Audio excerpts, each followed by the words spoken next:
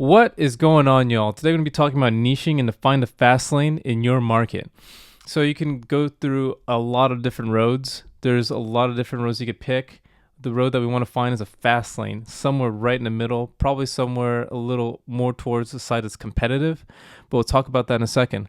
So choosing your market is like picking a really great, is picking a road to drive on. You want to find a road that isn't too small and isn't too crowded. So if you find a road that's too small, so like a road is over niched, you're going to reach a dead end and you're just not going to find a lot of opportunity.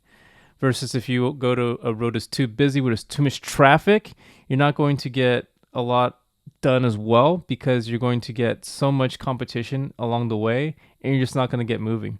But if you're somewhere in the middle, you're going to just be flying down the fast lane. So we want to find somewhere right in the middle, and that is our ideal place to be.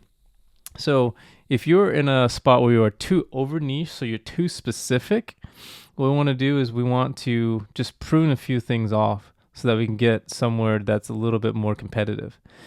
For example, if you are trying to target pregnant women who are Rubik's Cube professional solvers, I don't know how I thought of that on the spot.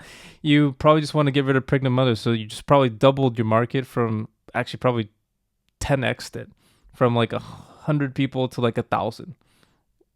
Maybe. I'm actually not sure. Probably 10 to like 1,000. And if you are in the competitive side, you could probably look into something like fitness. It's the most competitive space in the coaching business. And go through something a bit more specific like calisthenics or helping someone with weight loss or doing a nutrition program. So that way you're not so competitive and you found something that's a bit more niche down, and we just want to keep going down until we get to something specific. I would even say nutrition and fat loss is a little too competitive, so we need to niche it down to maybe like older people who are looking to lose weight and want to just feel a lot better. So in other words, if you're too specific on who you're trying to target, you're not going to get any interest, or you're going to exhaust your market very quickly. If you're in a space that's highly competitive, you're going to face a lot of competition, and then your challenge will be to stand out from the crowd. Don't worry, we have strategies on how to do this. So if you are still very, if you're in a competitive market, that shouldn't be a problem.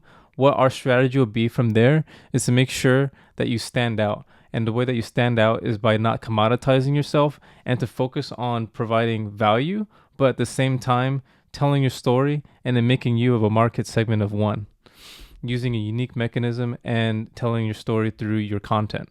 So ideally want to find a space that's right in the middle and then just push it up a bit towards the competitive side. And I think you should be all right. And that's all there is to this module.